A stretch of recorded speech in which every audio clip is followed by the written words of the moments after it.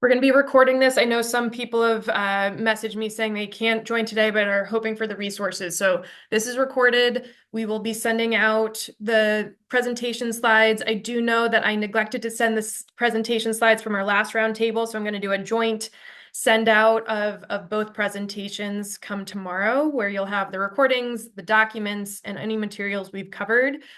On today's call, I am going to be referencing some other slides that we have discussed in the past as well. So I'll be sending out all of that after our discussion. But without further ado, I know people are still joining. I just wanted to say welcome. This is our engagement series where we're roundtables where, yes, we have a lot of slides to present on, strategy, ideas, materials that you can take back to your school. But we also have this available so that people can be asking questions to us at Wavelength or to each other, because a lot of times US schools can learn from each other. We're in an exciting space of alumni. You are not having to compete with other schools regarding alumni initiatives and instead sharing best practices, challenges. It's really helpful to be able to talk with others in the space. So that's the impetus behind our roundtables. We're always open to suggestions on what other topics you might want covered over time, but we're really going to be focusing on the holidays. I know it's fast approaching. Honestly, some of these ideas coming your way might not be able to happen this year. That is okay. I think bottom line, what you want to do is just at least have a touch point. Even if that is a newsletter and some sort of marketing related campaign, you do want to acknowledge that outreach. Some of these other event related initiatives we'll talk about. If it's too much, I would say don't force it. You'd rather have a well-planned initiative that starts up next year than trying to put a half-formed idea together that's going to cause a lot of stress, because ultimately we have to acknowledge ourselves that holidays, even outside of work, is a lot. So we want to make it all manageable. So today, what we're going to be focusing on is how to engage with young alumni, easy wins with low resource requirements, and fundraising with volunteers. So to start with young alumni, we have to acknowledge that this is the largest population that's going to be traveling home to their parents' houses. The rest of your alumni base, they might be settled in your area or they might be living elsewhere, but as soon as they have their own families, they all of a sudden have in-laws, they've got kids themselves. The concept of holidays and traveling back to where their high school was may change a bit. So there's a large opportunity for young alumni. They're seeking each other out. They're heading to their parents' homes. And this is where the touch points from you as a school can come in. Now, from the schools that we work with, it's everywhere from K-8 to high school to colleges and beyond. So when it comes to what we're talking about today, young alumni is going to be specific to your institution. I'm going to try and stay relatively vague. I will be bringing in a few different ideas, and we'll go from there.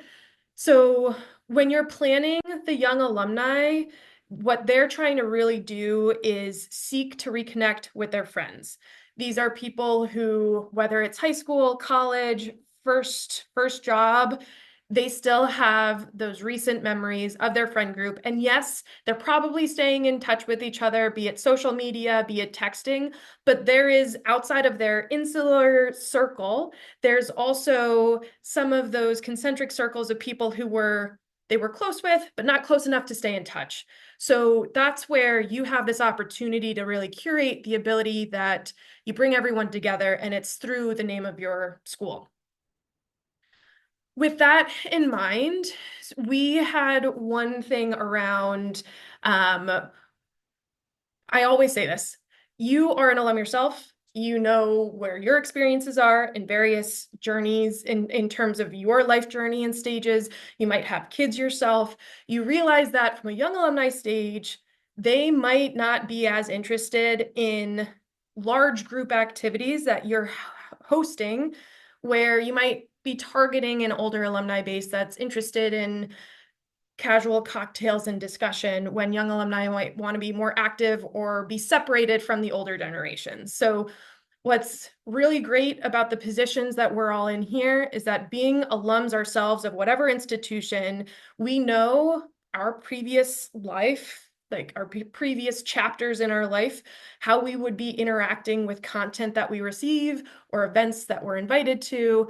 And you always can think back to yourself, how would I have managed in this situation? And you can judge that when it comes to thinking of your own events. One thing that some of our schools who are dealing with younger alumni who are even under the age of 18 is actually continuing to get the parents involved. They are willing to stay engaged because they're still helping their kids out, whether they're living at home or not.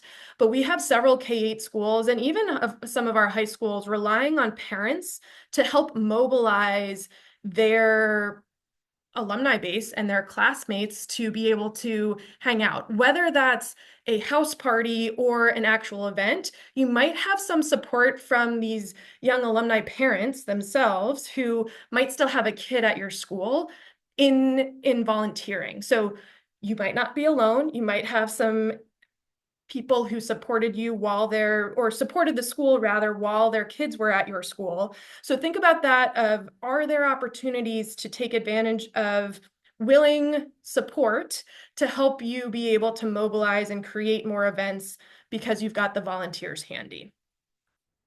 From the event ideas themselves, there are a lot of non-alcoholic action-based entertainment events that oftentimes have group discounts. So I mentioned the non-alcoholic side. You can very easily be offering events that are for multi-generations. The challenge when you all of a sudden have either an open bar or are serving alcohol is if you have students who are in college, yes, they might be drinking underage in their own private place. You as a school have to be extra, extra cautious about that. So that's where I call out the non-alcoholic side. It's all about liability here. And as a school, that's what you have to be aware of. So some of those event spaces could be anywhere from those house parties that parents might be willing to volunteer their space to mini golf, rollerblading, bowling, arcades. These are all places that they might have, been experiencing when they were already at your school.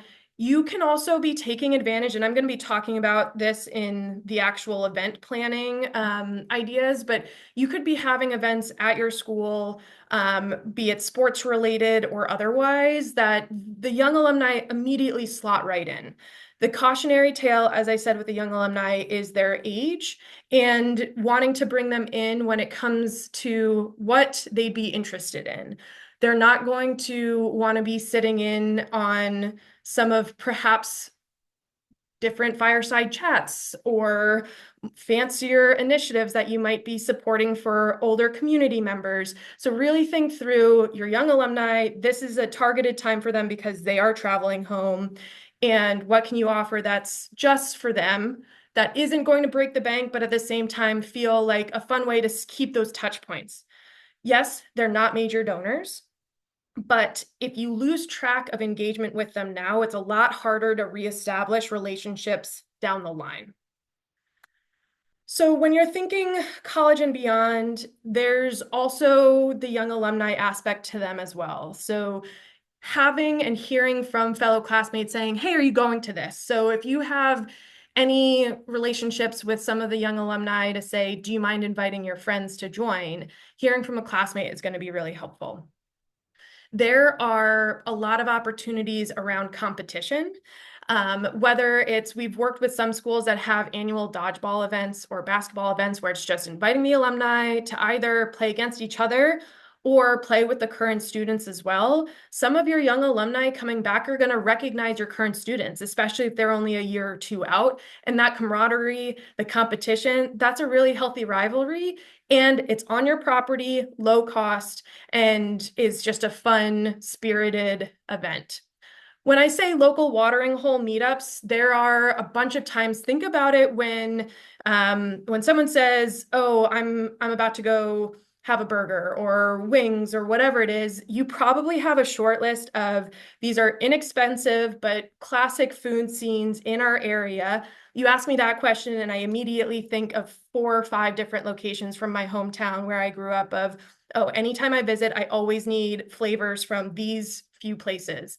They aren't high-end, super fancy spots. I just really would love ice cream from this spot, a donut from here, a hoagie from there. So what you can think through is, as you're planning these initiatives, are there any favorites and places that people always want to return to that you can bring to these events that might bring people in? It's acknowledging some of the special things that your town and school has to offer, and B, it's a little enticing because people want to be able to meet up with each other and also have a little bit of taste from home beyond just their parents cooking. The other idea is around asking for class notes and updates beforehand. So if you're thinking about the holidays, sometimes getting some energy leading up to the event is helpful. So oftentimes our schools will be actually asking for updates about people's lives.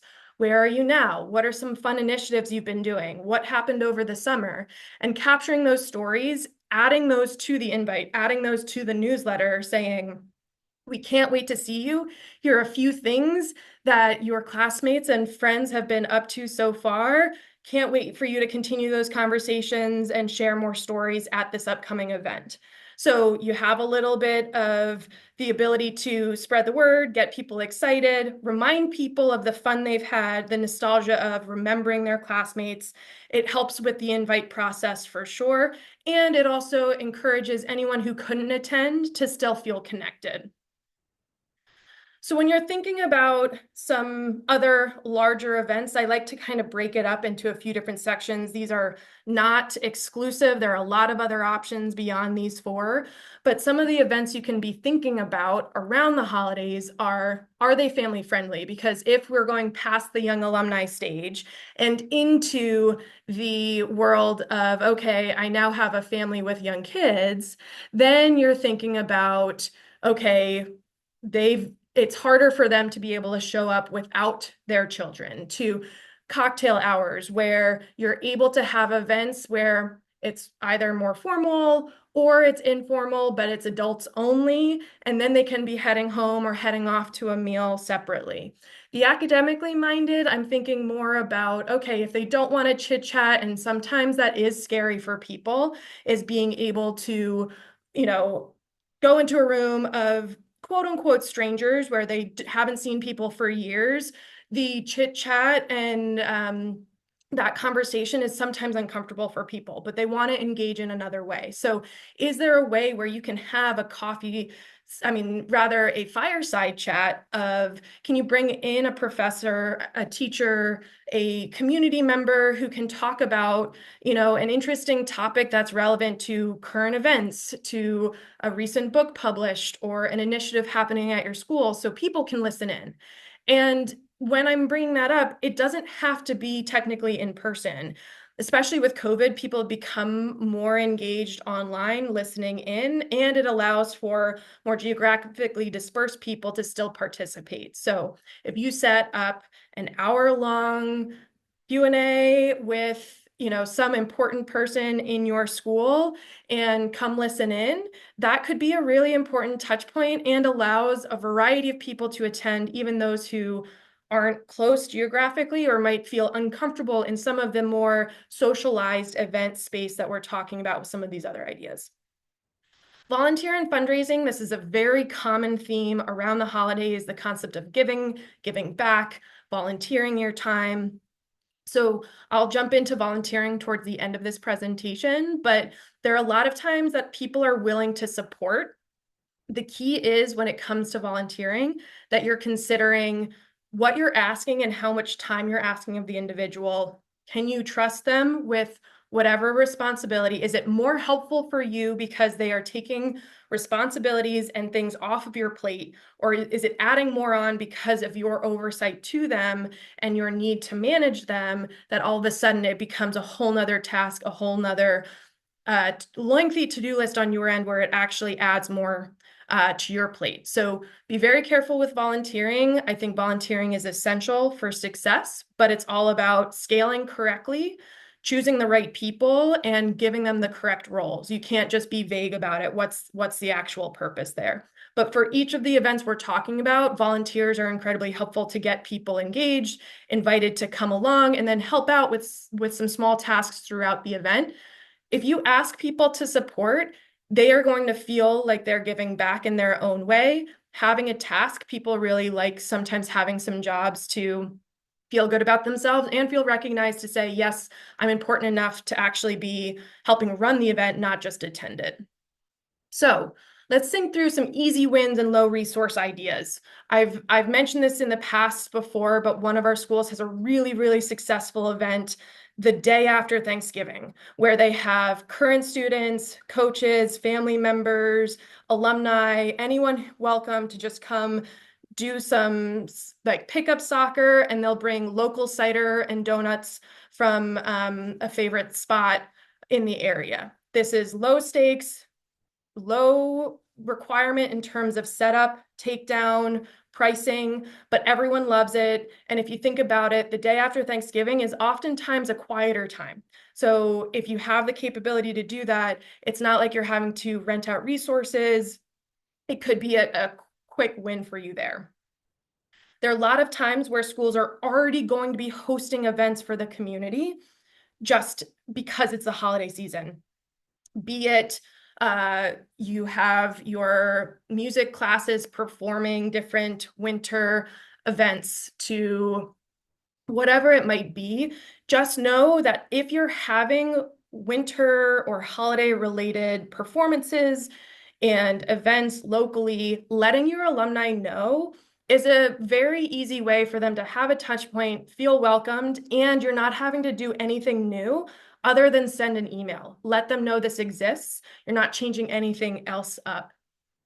The fireside chats, that's what I was mentioning earlier of allowing it to be remote, allowing it to be in person, but bring in someone special who your alumni might recognize the name to, or is there, someone who's really making strides in their field that could be interesting to let alumni speak to and submit questions to hear about their experience in whatever industry that they're working in. Cinema night in your auditorium, is there a way, and this goes back to family nights and multi-year generation, could you be playing a movie in your auditorium that's a fun throwback movie and just invite people so they have a fun event to fill the time with their family and also be able to walk through the halls of your school? Excuse me. The last one is being able to meet up for drinks at favorite bars in the area. Look, there is probably going to be an expectation of covering some version of a drink or some past hors d'oeuvres or something, but it is very common to have a baseline delivery of a free item or free to this time, and then afterwards, if you're staying later, if you're having more than one drink, if you're ordering more food, then you cover it yourself. So you can put a budget to said event and adjust depending on the RSVP. So if you have more people, maybe you can't cover as many drinks for everyone, but just be mindful that the whole purpose of the holidays is really trying to bring people together. This is a valuable time of people already returning back to around where your school is, or they're taking more time off. So there are these touch points here. Some important considerations with all of this is, as I mentioned at the very start of this call, the holiday season is ultimately very busy. Every other organization beyond yourself is going through putting on events. They're going through putting on more outreach and fundraising efforts. So what you really want to think through is your resource requirements. Not only how much you have in terms of what things are going to cost, it's also thinking about the time it's going to take to plan and host, and then how many people can actually be joining, participating, and supporting. I always, always encourage you, as you are planning out your calendar, overlay your personal calendar to your school calendar. Understand that if you have kids yourself traveling back from college and they're returning on a certain date, are you going to want to be welcoming your kid home, or are you going to have to be heads down because the very next day you're hosting an event? I really try, and at Wavelength, we really prioritize that work-life balance. I know it's very hard, especially in this alumni space, because a lot of times alumni are contacting you out of hours because that's when they're free. But I do think when it comes to putting on events, when it comes to engagement, you want to be making sure that you're offering enough, but also respecting your own time. Because if you're very busy, you know everyone else is. And if you put on too many events, even if you have the funding to do so, you're going to be continuing to ask from the same pool in terms of attendance, and you're going to have fewer people perhaps. So what you also want to do is have marketing planned out. What else is your school sending out around the same time? When it comes to these touch points, where should you be present? Is this sending out emails? Is this posting on social? What platforms do you have access to help with RSVPing? To what other type of technology support do you need, depending on what event you're putting on? The other idea around some of these events, we've mentioned the volunteering aspect. It's not just volunteering in terms of personnel, but it's also thinking about the event spaces themselves. Does your school have the capability to host the events on your campus? If not, you really have to think through the event spaces, because again, the holiday time fast approaching. Already a lot of other people are seeking out event spaces. And when I say event spaces, this could be anywhere from a local pub trying to reserve their bar space for a little bit, to those bowling alleys, as I mentioned, for young alumni. You just want to start thinking through, okay, let's consider trying to have, and this is where each of your baselines are going to be different. Baseline one is, what do we have that we already schedule each year? The second one is, what is your goal of the event? Is this, I just want to bring people together to enjoy themselves? Am I trying to spread awareness around some new initiatives that are happening? If it's spreading awareness, all of a sudden you have to think through, okay, I need to be able to converse with everyone and be able to speak to the larger crowd. Different spaces are not going to offer the ability for you to stand in front of the group and share information and present. So you want to think through what the spacing structure has to offer, what your intent is, and ultimately what are people expecting when they attend the event, and what are they actually receiving? Is that lined up here? One concept is, and this is Princeton Day School, I'm going to be focusing on this. They do an Empty Bowls initiative. I recognize that their full circle experience is not possible for this holiday experience for you all, but there is an opportunity to do a partial version of this year, or you can plan for this next year. They have their students, their ceramic students, create bowls. And community members, this is alumni, local members, parents, students, can buy a bowl and attend the event.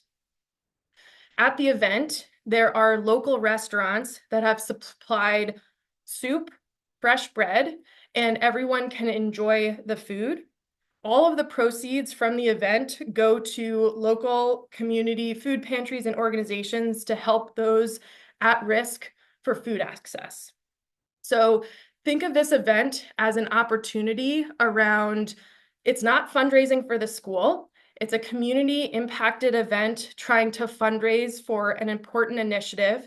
And it brings students' art as well as the full community. Again, non-school members can buy into this and participate. And it also allows for alumni who are in the area to be able to come join in. Now, PDS historically has done this in the spring.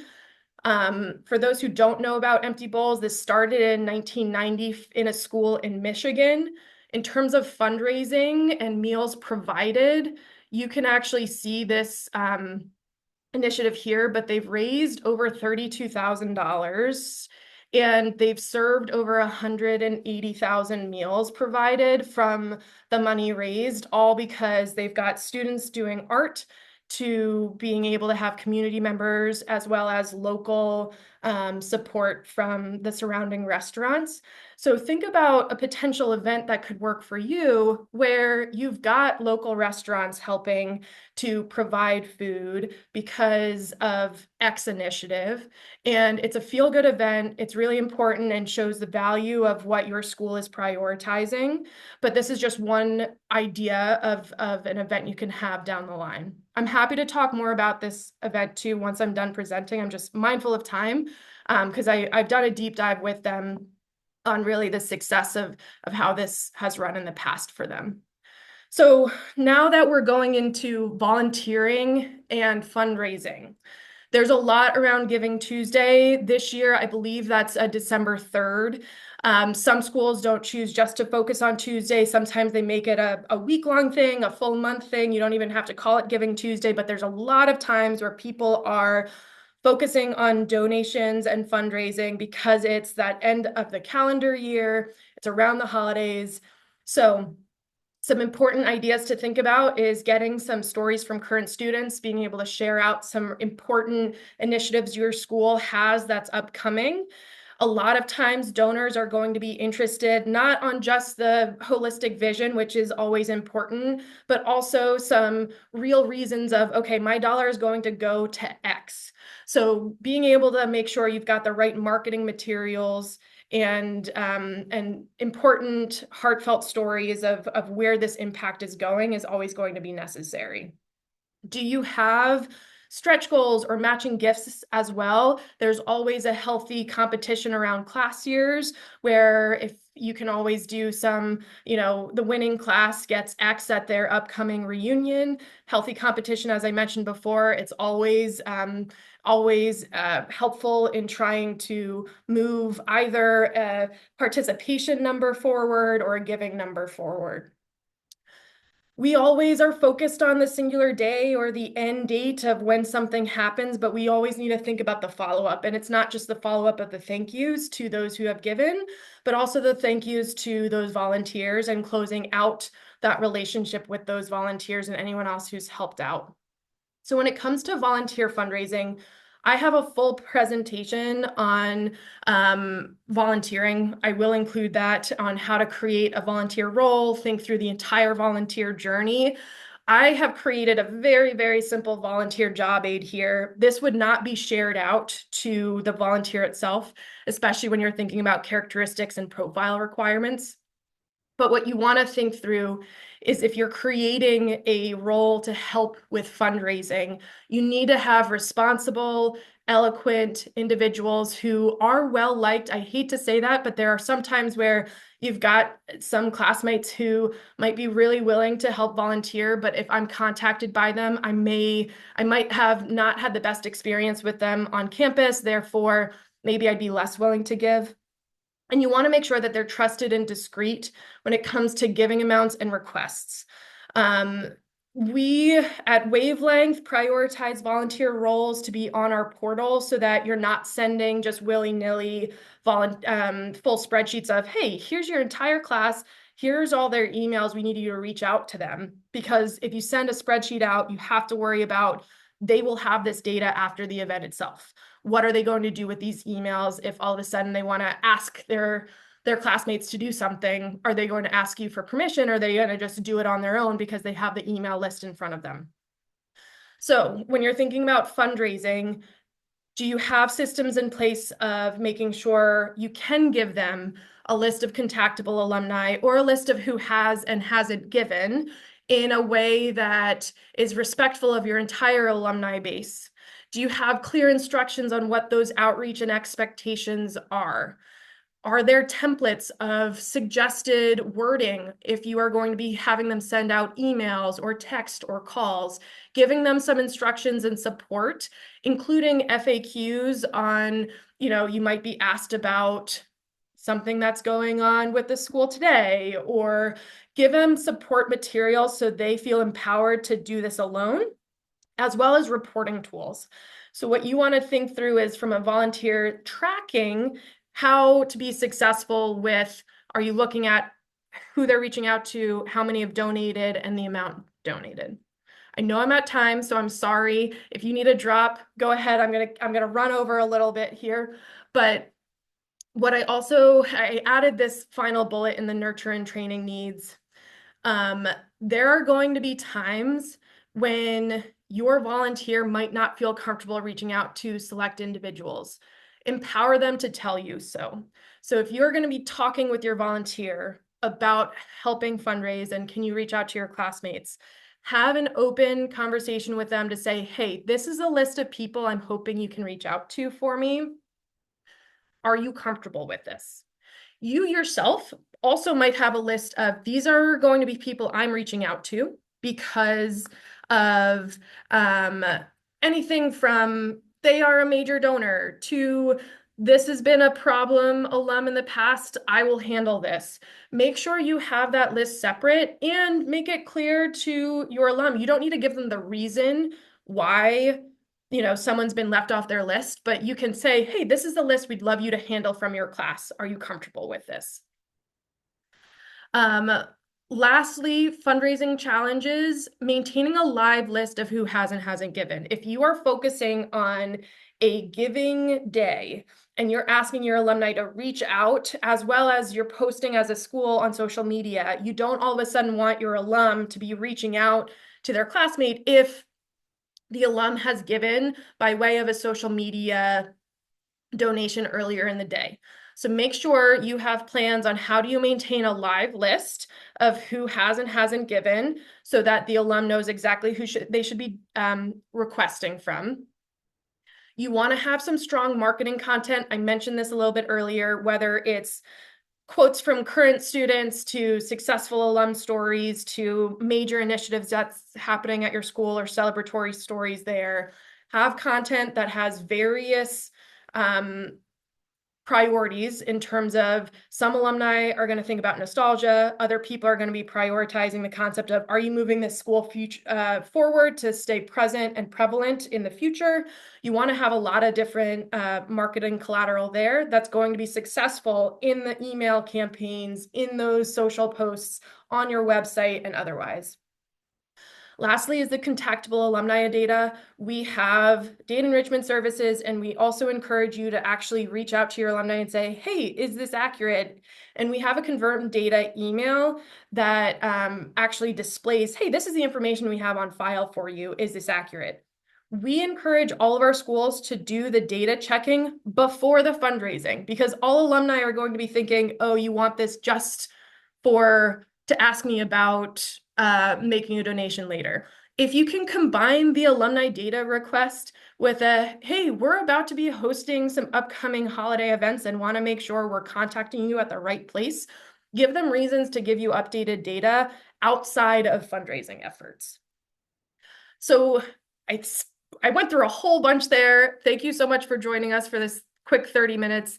If you have any questions, let me know. And Cheryl, it was great that you were able to hop on today.